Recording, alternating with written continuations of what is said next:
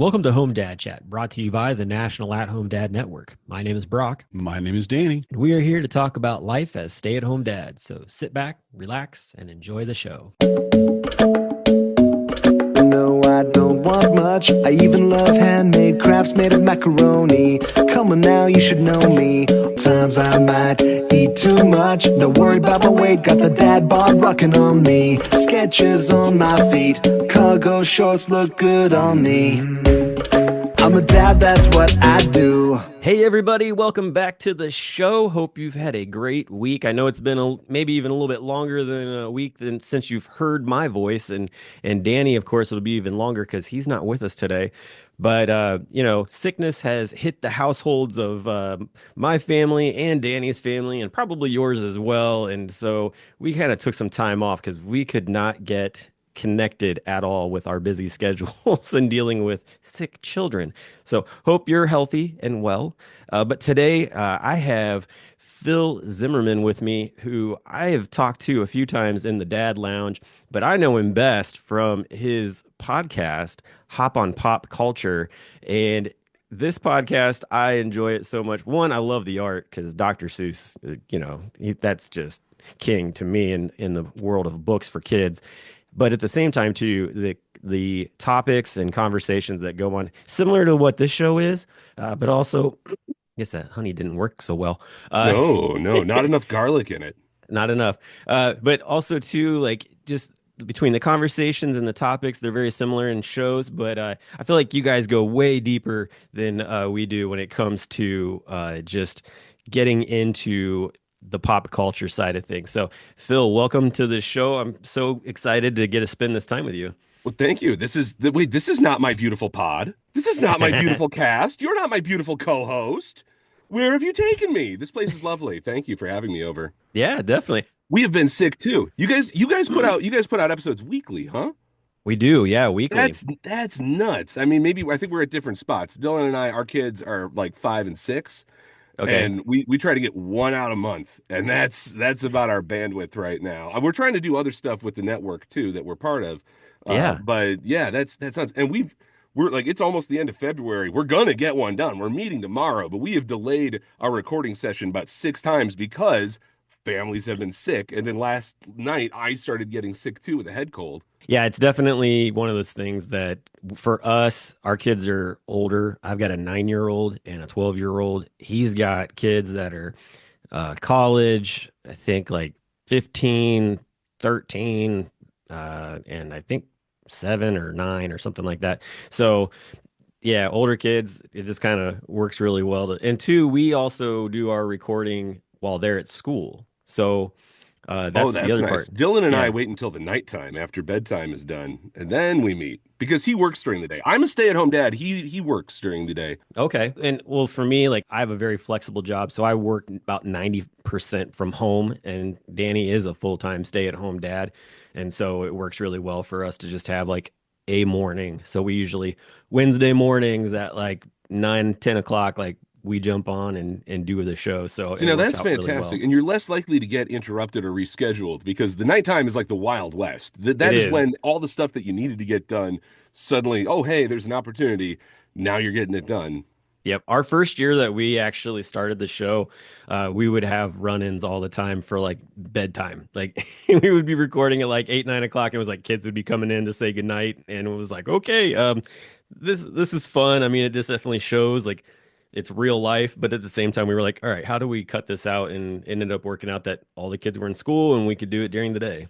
Have you ever considered talking to them on your podcast? Yes, I have actually. My son actually is in a class at his school where I think there's only like 5 of them in there, but they're learning about podcasting and whatnot. So Oh, that's cool that they teach that now. Like yeah, it is really specifically. cool. I remember being a kid and I had a boombox and it had a cassette recorder in it.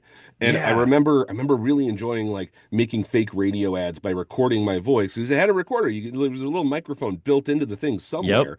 And so you'd hit record and you could record and I would make my own little radio ads, my own little like, shows and stuff like that. I thought I'll be a radio DJ. No, this was in the 1990s before podcasting was a thing. I was born to do this. I just wasn't born to be paid to do it.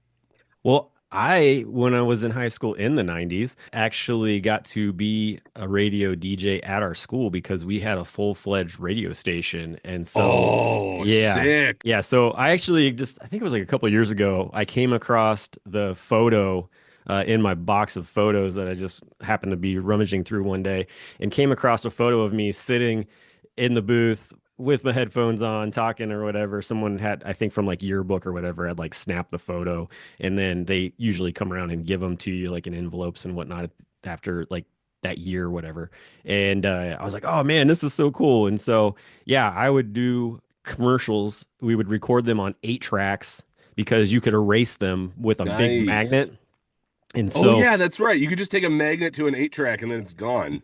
yeah, and they had ones that like you legit like held down on them and they made like a vibration sound and you would run them across like 3 times and it would just erase everything on the film and then you just slap it back in the machine and hit record and do your next commercial. So, and we were pulling those out and slapping them in. Like it was a really neat radio situation for sure. And CDs, like queuing up songs with CDs and whatnot, which is so different from nowadays. Like everything's digital. So I just it was a great time to be a teenager in the 90s for that.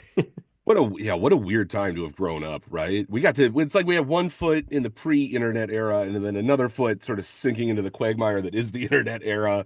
Yeah. But it's nice. I think that we're in a nice position generationally to see this divide, both sides of this new era, which is neat and also kind of terrifying. But also, I think it might Yeah. give us a bit of an advantage in some cases when it comes to managing our own kids' media, because that is a question that I think weighs on a lot of parents every day. Like, how much screen time should I give them? What kind of content are they consuming? How are they watching it? Are they interacting with it? What are they getting from it? Is there a message in here? Is there a message in here, Paw Patrol? Is there? I wonder, Hmm. Paw Patrol. You got, when I say, yep, nope, never mind. Almost took it too far. It's that Afrin. That's what's getting to me right It's now. okay. It's okay. I'm not a Paw Patrol fan at all. It's definitely because of the fact that there are just some very interesting attitudes and perspectives on things where I'm just like, I don't need my kid to be involved in this. There's enough going around them. Oh, we break it down in the first episode that we ever did of Hop on Pop Culture. We talk about Paw Patrol and how it's a Yes. dystopian libertarian nightmare.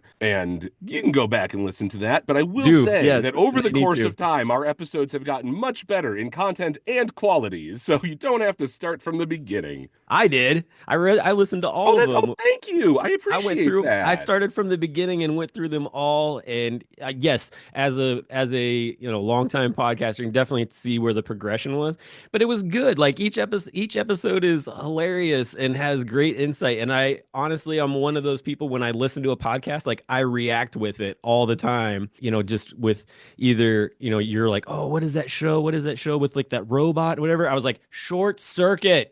Yep. Like Oh, that's on the right. Yep. I because landed I was on it yelling that. eventually, but I got to it. I was listening to Home Dad Chat the other day. I was listening specifically to a guide to teaching life skills at an early age, quote, so they become an adult that can handle themselves, unquote.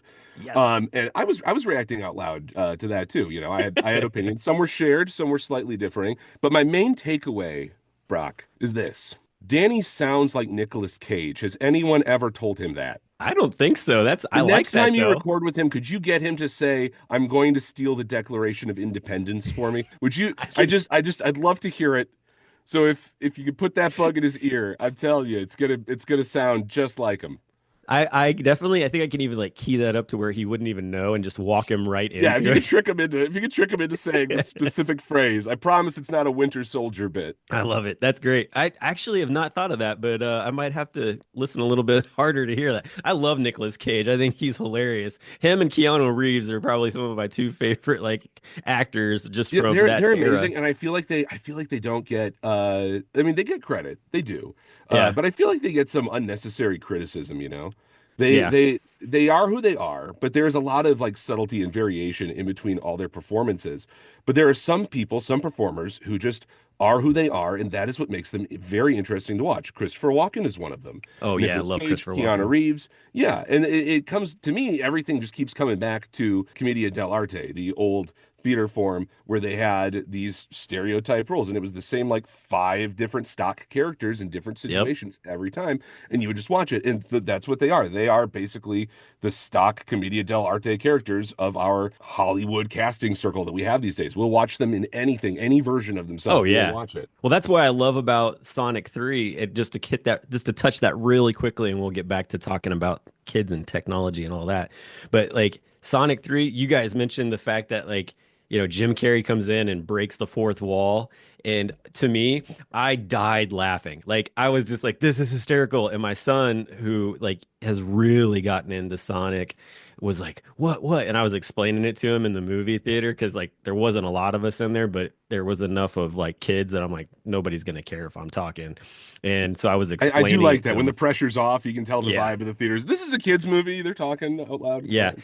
So I was explaining it to him. He's like, "Oh, that's hilarious." And then just all the other things, but to have him and Keanu Reeves and, just the other actors and actresses that are in it, like there were so many little like just these fun little under the radar jokes and things that they were for adults. They were for the parents that were there for the most part in some areas. And I was like, "Oh man, like this movie I enjoyed way more than the first two because of all of that."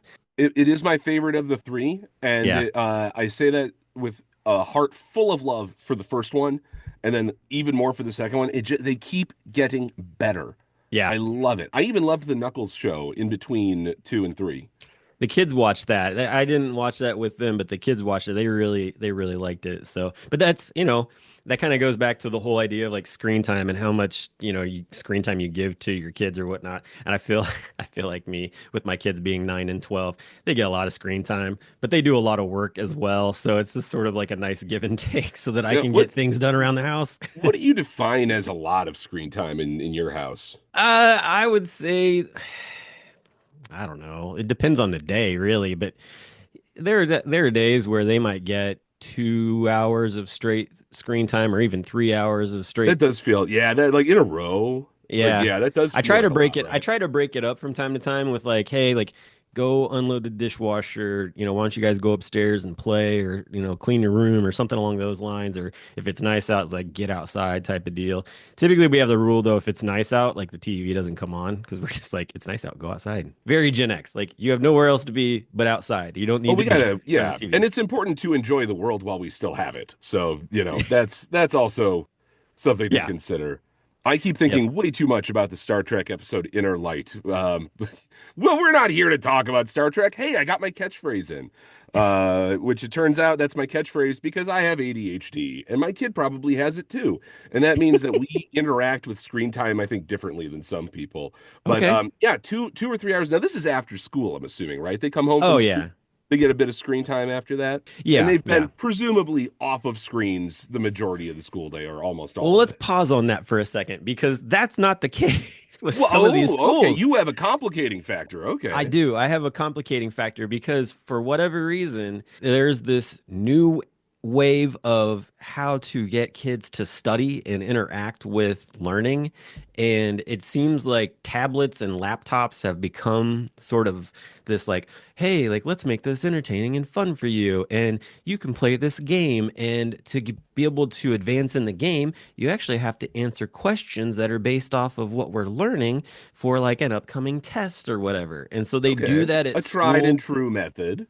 Sure, but it's really frustrating when it's like I know that they've already had probably a collaborative hour of screen time at school doing that, and then they come home and they're like, "Hey, can I jump?" Like they want to jump right back on it or whatever, and it's hard for me sometimes. I'm like, "All right, on one hand, I know this is actually them like studying. Like my son especially, like he loves school. He's like, this is a way for me to like, understand the material better and like do better on my test or whatever." I'm like, you're a really good lawyer right now. This is killing me.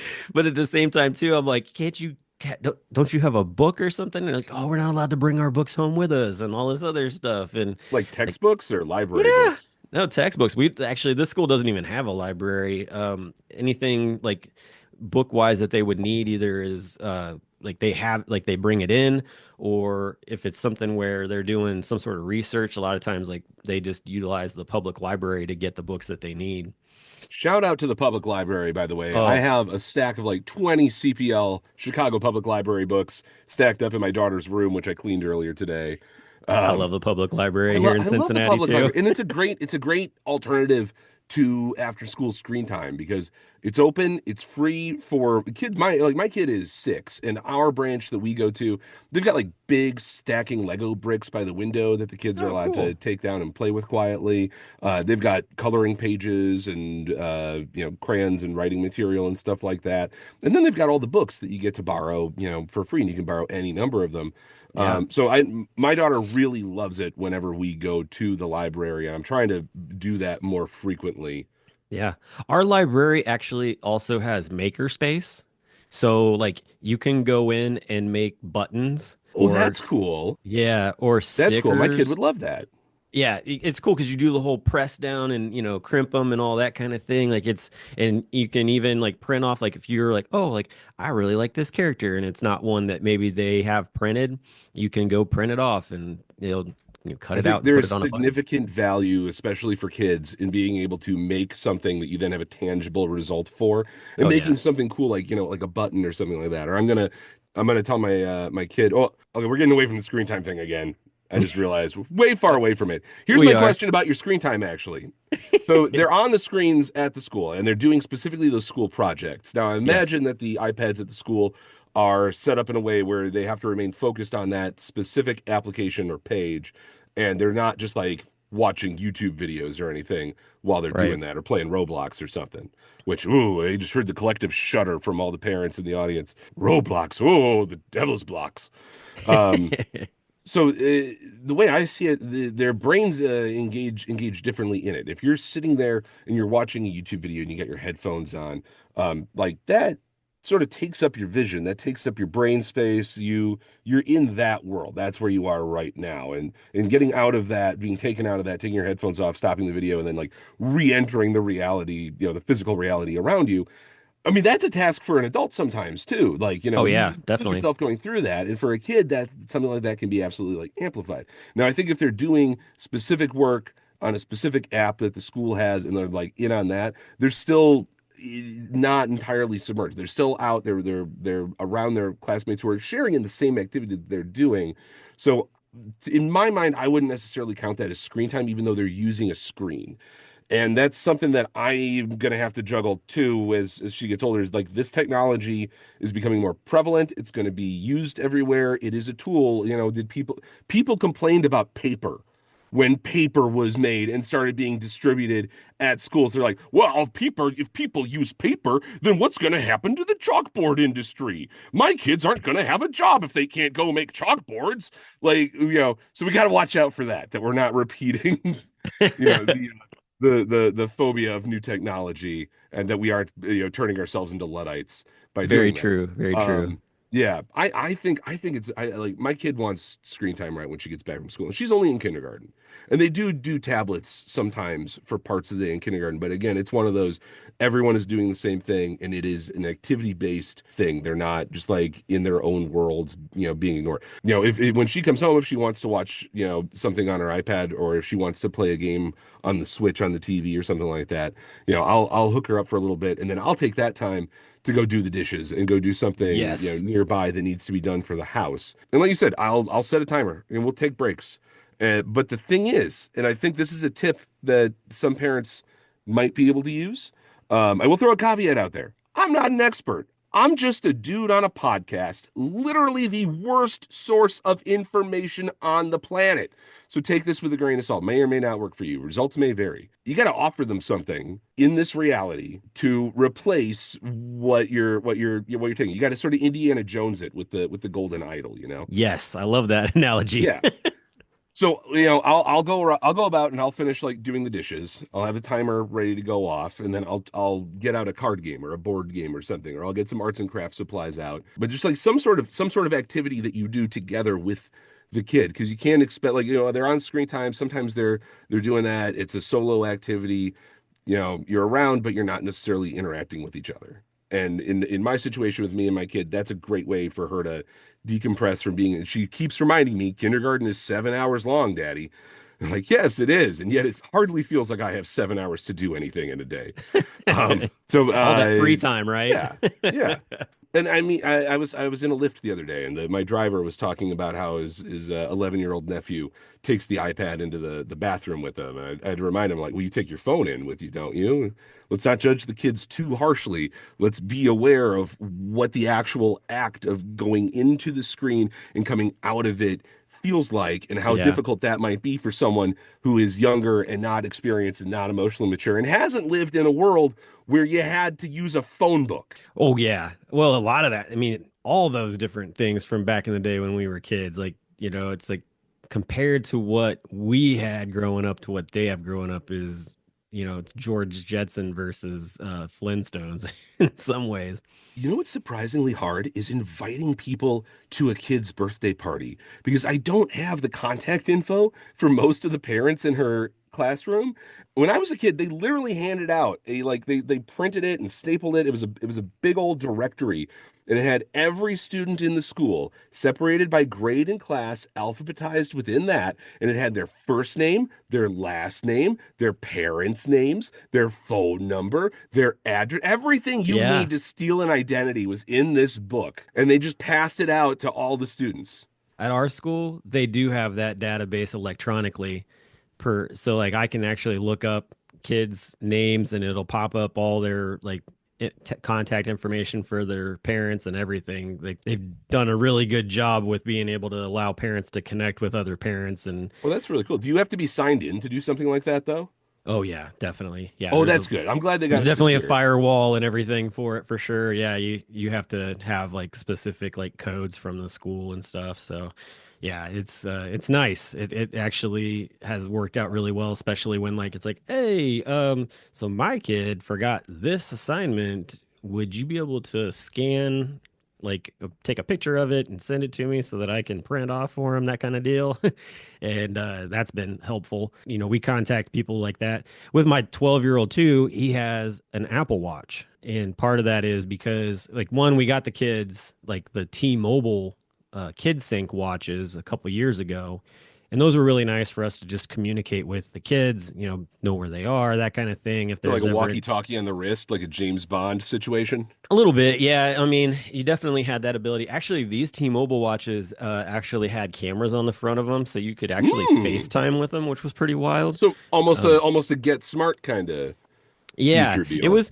I mean, it seemed more advanced than an Apple. It's like Apple watches don't even have a camera on the front of them anymore. Or, maybe the newer ones do. It's one of those deals where for us to be able to just have conversations, or the two like different contacts, like grandparents and things like that, like they were able to connect with them. And so when we upgraded him to an Apple Watch, it opened up this like new avenue of screen time things for him. Like he's figured out how to do all kinds of things on his Apple Watch that I didn't even know were possible. Like he's, playing around with making backgrounds and asking Siri for like images of like different like shows that he watches and things like that so that he can make different backgrounds. Huh. And then on top of that too, like, he'll come home because he can't add a contact into his phone. And so he'll come home and give me like a number of one of his buddies and be like, "Hey, can you add this to my phone so that I can, so I can talk to so and so?" And I'm like, "Sure."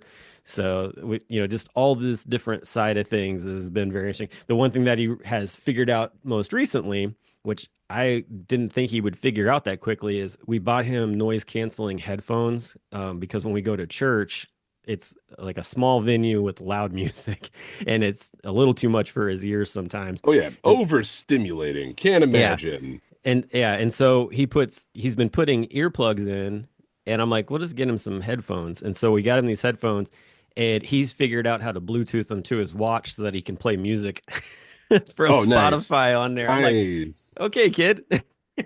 But it's just all those, different little tech things that were things that we didn't grow up with. I'm just like, okay, what's next? What's going Yeah, on? it's So amazing how fast they can take to technology. yeah. Rebels figured out her tablet, and the way she plays video games is very impressive. Yeah. Oh yeah. I mean, video games, that's a big thing. Like we have a Switch here, and so the kids play Minecraft, like not in a online type of setup. Like it's just him and his sister playing, just building creative stuff and whatnot. And it's funny to see like how in depth they've gotten to it to where they'll go on like YouTube Kids and like look up videos on how to like research more about it. Yeah, that's exactly what Rebel likes to do. Rebel loves to watch the Minecraft Let's Play videos on YouTube Kids. Yeah, And then she'll take what she learns from these YouTube videos and then she will go apply them in the video game. So it's two different kinds of screen time interacting with each other, but I can right. see the way the gears are turning. She's taking in information, she's retaining it, and then she's applying it. And that's pretty cool. I think that's a really nice thing to see happening. And that's Yeah, something that she's going to have to, keep doing and keep developing. So, yay, screen time for that one. I think right. screen time is, we can't avoid it. I don't think we should fear it, but we do got to pay attention to it and monitor it and, be there with them. And then in cases like this, very cool stuff can happen. Yeah, it's interesting how like they kind of intermingle and work together in that kind of way. I know that like for the kids too, they like talking about the library, they went as far as to they were at the library one day perusing the shelves, and my oldest Hezekiah came across a Minecraft book. And it was like basically giving you like all this rundown of like a specific segment within the game. And he was like, "Oh, this is great." And so he took it and brought it home. He read that thing cover to cover, learned all this stuff, and then sits down to play Minecraft. And he's teaching his sister how to do like all this stuff. And then he's like, "Man," he's like, "there's got to be more books like this." And of course, with having an app for the library, I'm able to like pull all that up. And Nice. there's like a whole series of them. He's like, "I want them all." He's like, "Just," and so like I'm like, "Well, we'll just do a couple at a time." And went through and he read these things like front to back, and it's insane all the stuff that now he knows about that game and what he can do with it. I'm just like, oh, okay. Like to me, that, like you said, is just something that they can use going forward as they get older. And especially with him, like he wants to be a marine biologist. So research is key in that. And I think that with the way that he goes about systematically and learning something, it's going to pay dividends for him in the future for sure. That's awesome. Where are you all, by the way? We're in Cincinnati, Ohio. You're in Cincinnati, Ohio. Okay. Well, if you ever get Chicago way, come Oh, say hi. But also, we've got the Shed Aquarium in town here, and that it's place on is a my list to, blast. if we can get away, actually, I want to try to do like just a quick weekend up. It's only 5 hours from us, so It's just only five. What a Midwestern attitude. Oh, it's only a 5 hour drive. We can do that on the weekend. It's cool. it's not bad. 5 hours is nothing. Especially when you have one of the newer cars that you literally just hit cruise and it does all the accelerating and stopping for you on the That could be highway. nice. Yeah. That's super helpful, especially with anxiety going through like big cities and stuff like that. It definitely helps. Well, I've been living in Chicago since 2010, and I've been driving in Chicago since, let's see, when was my kid born? 2016, something like that. So I'm going about 9 years of driving in the city. I do not fear it anymore. Yeah. Except for parts of there's some highway exit ramps downtown where I'm like, nope, it's everyone for themselves. Here we go. Altruism gets you killed here. Let's just roll. I cut my teeth in my teenage years and into my early 20s in driving into Chicago. So, because I grew up actually in east Chicago or northeast Indiana, so I used to drive over to Chicago on a regular basis and just run amok in that town. So, Um, I love going to Chicago. We have family that live in Illinois, but yeah, it's on my list to get to this year too because I need to meet up with Ariel Eisenberg because he's got some bourbon waiting for me there that he picked up a while oh back. yeah, my co-host Dylan is very much a whiskey and bourbon enthusiast. So Okay, that would nice. yes, if you ever want to talk someone in Chicago about whiskey or bourbon, Dylan is the man. There's a big group actually in the Chicago area that there's a group I'm a part of called the Whiskey Enthusiasts, I think, is a Facebook group. And we talk all kinds of different things with that. And they do like different tastings in the city on a regular basis and have some really amazing connections with quite a few distillers. So if he doesn't know about that, you can pass that on to Dylan so he can try to find I it. will. I will. But we're not here to talk about whiskey. If you like hearing me Depends. say what we're not here to talk about, you should listen to Hop on Pop Culture because I do that all the time. As I said, ADHD is a real thing, and I'm not. I haven't taken the meds for it today because I time my meds to be at their peak when I'm with my kid because that's when I want to be the best version of myself. So Well, you get podcasting's perfect for ADHD though, because if you don't have a like specific topic, you can just, rabbit trail everywhere. That's me and Danny and typically it's most nice to have episodes. an anchor. Yeah, it's nice to have an anchor, even if the current takes you wherever. Right, You start reeling it exactly. back in, you'll get there. But yeah, so like with the screen time, I know like especially too like parents who have younger kids, like that is a huge conversation piece. With yours being like right there at the like going into school, and then Dylan's is a year younger, and I'm sure you're around kids that are even maybe younger with their parents or whatever. But like the the idea of what is too much, what's going to be, what is it dangerous, like is this going to damage my kid in some kind of way. I just need a break, and I'm just gonna set them in front of here and let this TV babysit them You for got to a do little it. And I mean, while. specifically, we are both, we met because of the National At Home Dad Network, right? Yeah, And exactly. as an at-home dad, more generally as an at-home parent, because I'm sure there are other parents out there who aren't dads who are at home and who understand this. Oh yeah, definitely. You need a minute sometimes.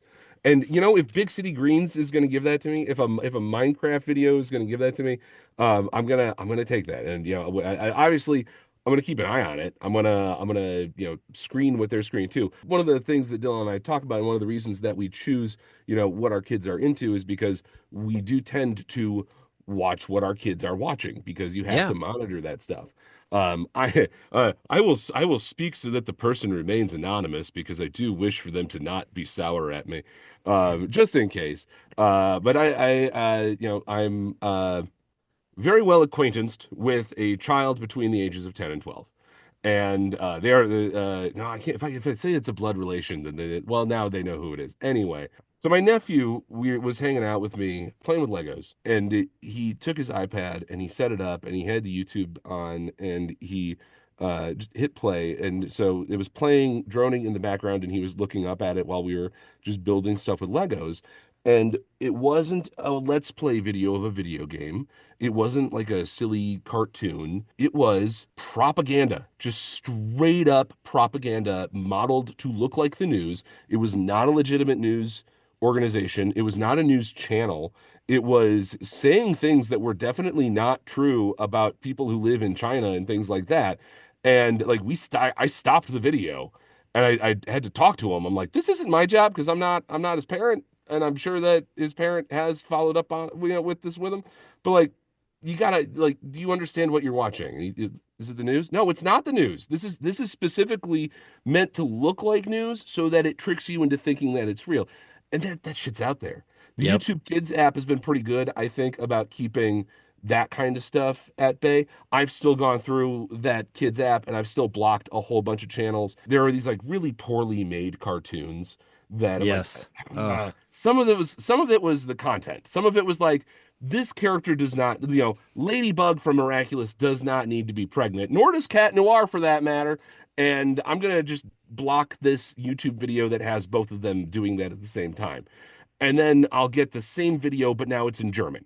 Okay, now I got to block that because they uploaded that on a separate account. Okay, now it's in Dutch. What is going on with these European countries and the pregnant yes. cat noir videos? This is not it. So even with YouTube Kids, it's something that you gotta monitor. It's not a bad idea sometimes. I think just sit down and look at the watch history and go through it, because the way that we consume the media, the way that it gets into our heads, even if it's just a background thought, it can shape us in ways that we're not aware of if we're not paying attention. And if you are a young kid and you don't know how that works, or that it's designed to work that way, or that your brain works in a certain way, how are you ever going to catch that? Yeah. And so that's on us as parents to make sure that we're at least being aware of it. And that's the thing also too with, having your guard up for that, but also at the same time, I have had to deal with, especially with Hezekiah and his friends, is parents who have a different leniency on what their kids take in, and then how that translates when they interact with other kids. So like for instance, like my kids go to a private Christian school, but that doesn't mean anything in the limelight of what they are consuming online or on TV or whatever it is. And so I have had to had multiple conversations with him, especially because he will say things that he really doesn't know what they are. Mm. That is a danger. And before getting like upset, like of course the first thing is, what did you say? Like that's the first part of it. And you gotta like, I mean, I haven't had that exact experience that you're describing right now with like saying Yeah. words or phrases, but oh, I mean, like words a little bit because my kid, you know, she's Yeah. 6 now. She was 5 not long ago. She was sitting on the couch and I was like, "Hey, you did it, kiddo!" Like she was playing a video game. She succeeded at something, and she went, "I fucking did!" And I went, um, hey, not mad or anything. Just could you? What did you say again?" No, it's okay. I want to know what words they were. Could you say it again for me? Yep. I fucking did. Cool. Okay, you used it right, but it's a swear word, so we're gonna try not to use it. Um, Yeah. thanks a lot, kid. Oh yeah. Well, that's the thing. So there was a summer where I think it was right before COVID, maybe right after COVID, we had watched through the entire MCU movies, and they were loving it. But more than anything, they loved Guardians of the Galaxy. And there's Oh, that it's one of one. the best of that series. Oh, yeah, definitely. And one of the parts in there where I think it's Star-Lord, he yells like something along like "Let's kick his ass," like they're getting ready to fight Thanos in like Endgame or something along that line. And so flash forward to them in school like the first couple of weeks, and they're playing kickball and they get their teams together, and my son is just so excited like for his team and everything else, and he just turns around, he's like, "All right guys, let's kick their asses," or something like that. I mean, good use of good context. You Yeah. know, trying to pump And his team up. I and get so it. and so like the PE teacher, who's like a really cool dude, like I've really enjoyed working alongside him with sports and stuff. He's like, one side of me just wanted to die laughing, and the other side of me had to go complete like professional teacher. And I got of course an email from his teacher, from his like head homeroom teacher and everything. And I emailed him back. I'm like, yeah, I was like, that's my bad. Like we were watching this. Like I, I we learned it from usually. watching you, Tube, okay? I learned it from watching you, Tube. Yeah, exactly. And we usually go along the lines of telling them like, hey, like you're gonna hear some things, these are not things that you should repeat, and that kind of deal is usually the conversation that goes. So, yeah, that was a pretty interesting. We haven't had any issues since then, and they've watched plenty of other stuff. So I think we're good on that time of Uh, thing. But when it comes to his buddies, though, just crazy stuff. And of course, luckily we haven't gotten into the whole like skibbity toilet bullshit that is out there. Thank goodness. that's the thing that makes me feel old because I was doing okay keeping up with the internet, and then Skibbity Toilet happened, and I'm done now. I'm done. I'm done. And I don't mean to sound old, but I think there should only be 151 Pokemon. I don't think there should be 1,025 like we got these days. Agreed. Now, where's my Agreed. cane? I want to shake it in the air. Get off my lawn, kids. Get off For my sure. lawn.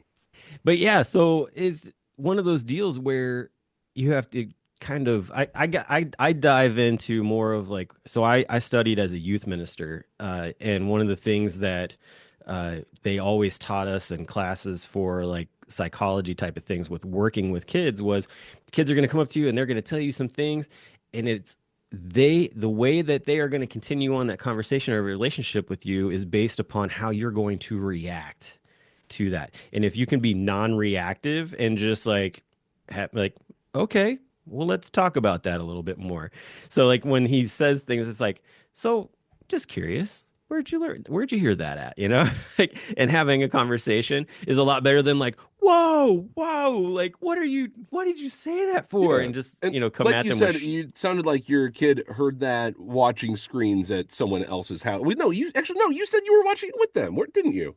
Well, this would have been just him hanging out like recess and lunch with his buddies and having Right, this but conversation. where did he hear kick their asses? Was it Oh, someone that was else's screen or definitely was it a me. screen? Yes. No, Oh, okay. So that was at even our if house. we monitor it, we can't control how they use the information. But it is Exactly. important to be able to give them context and stuff like that. Right. I'll And share with you a little family secret of ours. We've been using swear words to get our kid to learn how to enunciate certain sounds and letters because, she's had a little bit of trouble. She goes to speech therapy once a week, once or twice a week in school too. Just trying to get those L's and those R's and those W's, things like that. yeah. And SH sound was a big thing too. And we were playing a board game, and I'm going to omit a lot of context for the sake of expediency here. But the phrase pointy shit came up. And it was very funny because the way that it came up was our daughter, who was 5 at the time, was getting frustrated with her mother and the clues that she was being given, and she just went, "I keep giving you pointy shit," but she said pointy sit, and so my wife, to like you said, non-reactive, like gets caught off guard, takes a second, composes herself, and goes, okay, if you're gonna swear, you gotta do it right. It's pointy sh it, pointy sh it, and it got her to work on her sh sound. So now she'll keep saying pointy shit, pointy shit. I shit my nose instead of I have to blow my nose. It's I shit my nose, and it's cute because she does it at home. We have not been given any notes that she does it at school, so we're assuming we're okay there. But yeah, screens and foul language. Nothing to be afraid of, just something to be educated about and monitored and controlled. Right, That's definitely. that's all it comes down to.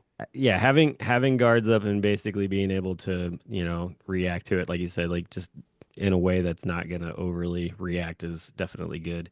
Now, what And kind of screen time do you do with your kids that you're both interacting at the oh same yeah. time? It could be like maybe you play Mario Party together. We do that, and boy, has that led to talks about fairness and emotions. Yes. I would say Mario Kart Deluxe is a Oh, big you one. play dangerously. Oh, that's old school, man. I love I that stuff. No, I can't play the new Mario Karts as much anymore because I Oh. zone in. I get into it. Have you seen the Disney movie Soul, the Disney Yes, Pixar I one think I with Jamie have. Foxx? Yeah, in that movie, there are lost souls who get so completely obsessed in the real world with, what is going on right in front of them. They get lost in it. They go into this like zone inside the spiritual realm where that's where they are. Their body is in the physical world, but their head is somewhere else. And if I'm playing Mario Kart, especially one of the new ones on the Switch, Yeah. that is it. I'm in that cart and I'm gonna Oh, okay. fucking win. And then, like I every time the race ends, I put down the controller and I have to tell myself to breathe. I have to relax my muscles. I can feel my arms pulsing with blood pressure.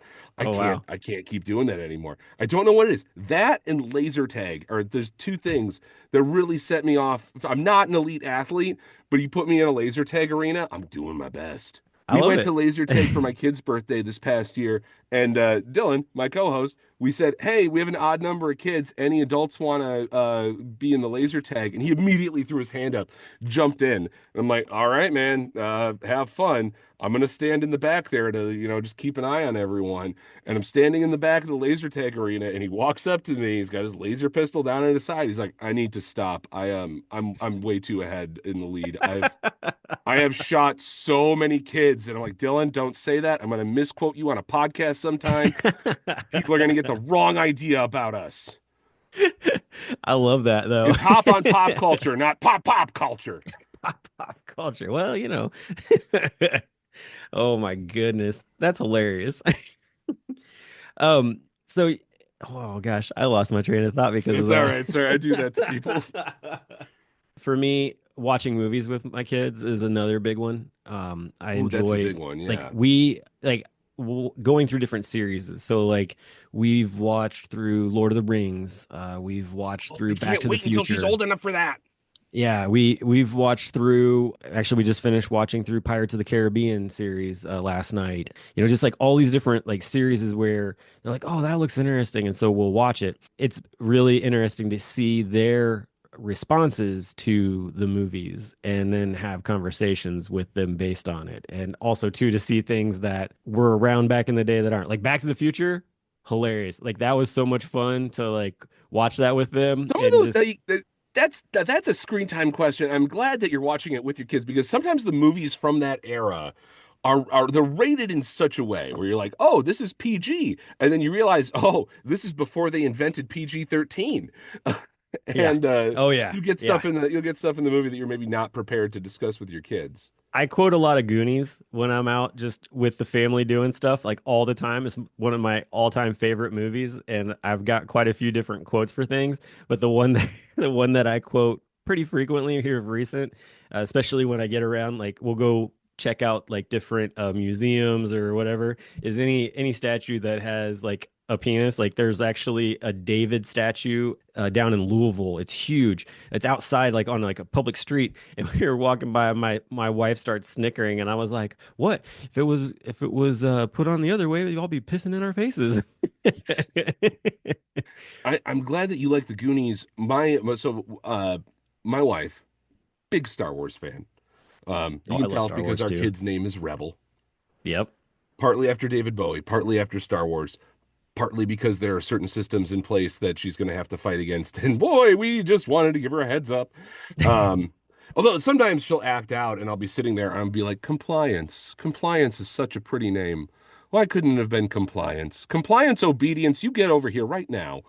But my wife is huge into Star Wars, and she has been wanting since the moment this kid came out of her to get her into Star Wars as well. She wants that to be a shared media experience that they have together because Star Wars means a lot to my wife, and Those Star uh, Wars you know, cartoons are amazing.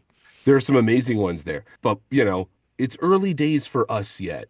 She's 6 right now. She's in kindergarten. This is where a lot of my formative memories in my head lie. I got a few before, but this is where it really starts, like sort of taking shape narratively in my head when I think back. So it's a good time to start trying to mine that vein with her. The thing is, watching episode 4, not super exciting. No. Um, no, it's a bunch of old white men dying in a hallway and then Darth Vader Yeah. yelling about administrative whatnots. So my wife has started showing her Skeleton Crew on Disney Ooh, Plus, yeah. Okay. and it is a hit.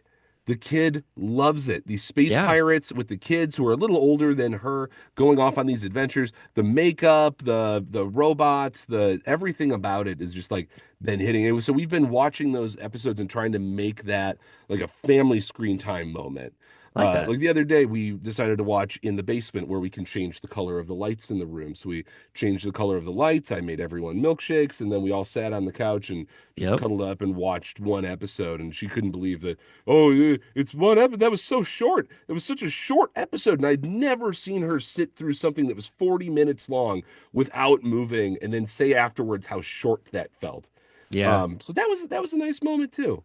Well, so kind of going along that same lines, my daughter, who's 9, really got into the show Bad Batch Oh, good, because good. because the main female character is about her age. And Omega, yeah, Omega, Omega. she loved every episode. Like I could not watch an episode without her in the room. Like, and if I did, like I was going to feel her full wrath for previewing the show. And so we watched that whole thing, and she was so excited about it. And then from there, I think they did like the cartoon, like He-Man, I think it was that came out, and then they did She-Ra, which are on Netflix, I believe. Oh, and And the new ones are the classic no, ones. no, the new ones. They redid them. They like continued on the story basically. But like she really got into she's really into the whole She-Ra series that they have, and there's some younger characters in that as well. But just also like the female empowerment and things like that, and just the very creative backgrounds of this. Like she's very artsy. She also loves fantasy type stuff and like graphic novel, comic books. So like all those things combined, it just sort of all melted together for her with those kind of shows. And but at the same time, like I won't sit and watch She-Ra with her. She really like just likes watching that on her own. But like, I'm glad you recognize that because even though yeah, it might not be like what we might think of like an embarrassing or guilty pleasure show or anything like that. yeah, Sometimes the kids do need to be able to like just watch something on their own and not feel like there's any judgment almost. I want to say at least that was my experience. But then again, I watched as much anime as I could when I was a kid, yep, and my parents did not understand that at all. They did not yeah, understand why I liked the screamy glowy monkey show, Dragon Ball Z, you know. yeah, Yeah. And exactly. So in anime is how like that was the first time I ever watched a character legit die in a narrative, in yeah, something was the Macross Saga Robotech, where this pilot goes out and gets in a dogfight and his plane gets shot up and he comes back. It was a whole thing. He like Oh my God, like it was censored. I found out later the whole thing was censored Oh on the wow. broadcast, and I'm like, oh, okay, that makes sense because then I got the DVDs as an adult and I watched it back, and I'm like, that's a lot more blood than my memory suggested. The point is, yeah, I'm glad that you recognize that. There are some things that you should definitely consume together. It can bring you closer, it can give you shared interests, it can help you give them context for things that they're watching. And then there's also things that they should be able to enjoy and watch by themselves and be able to process and experience and feel about in a certain way where they don't feel like there's even a friendly person in their presence just hanging over their shoulder about it, because even Yeah. the idea that you're being observed sometimes changes your behavior and changes how you perceive the things around you. So kudos to you for giving them a little bit of space where you can, and also knowing that the media they're consuming in that time is fine and safe. Exactly, exactly. And that's been the biggest thing for me. So I've enjoyed the fact that they like those kind of things and it brings up conversations, which is cool. Like right and two right now, like they're really big into like listening to this D&D podcast called the Stinky Dragon Tavern. The Uh Stinky Dragon Tavern. I'm going to write that down. I'm yeah. actually I'm playing D&D with my kid after school today. Oh, that's cool. I am in the process of trying to figure that out with them a little bit. Like they seem to like the listen, but I'm not sure if they would enjoy Oh, playing so you much, know but what? We should have made the topic of this episode D&D because I'm actually a professional dungeon master out of Chicago. well, we can do that again. I mean, Danny also loves playing D&D. I have never played D&D before, so but Oh, well, I enjoy listening to the podcast as well. Also Critical Role, and I got into watching Vox Machina on Prime Video recently. So, very cool, very cool. yeah, so that's a whole nother show though. We don't want to get too far down a rabbit trail on that. But yeah, there's just so much out there. I really appreciate being able to have this conversation with you though, because just with everything that Hop on Pop Culture talks about, and along with that, just being able to talk to another dad about screen time and just all those implications of it, because it is a hot topic and it is something that a lot of dads talk about in our Discord channel and I think on it's something that Facebook and all of stuff. us worry about getting wrong because we assume Yeah, that the consequences of it are going to be massive down the line. right. And we're all just so keyed up about getting it right now. And again, just a reminder, there's no Yeah, so universal right. What is right for your kid is right for your kid. What is right for your family is right for your family. It's going to look different person to person, family to family, kid to kid. So you just got to find what's going to work for you.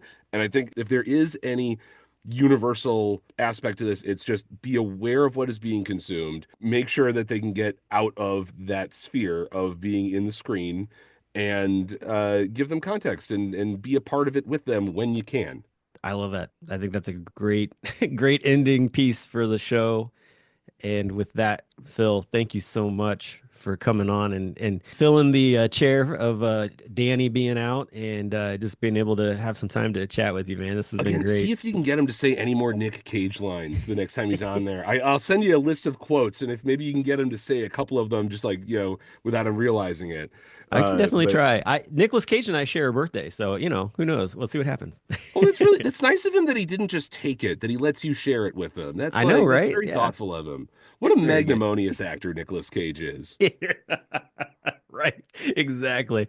Well, hey, everybody, thanks again, and we will talk to you all next week. Have a good one. Goodbye, goodbye now, goodbye, goodbye. I'm a dad, that's what I do.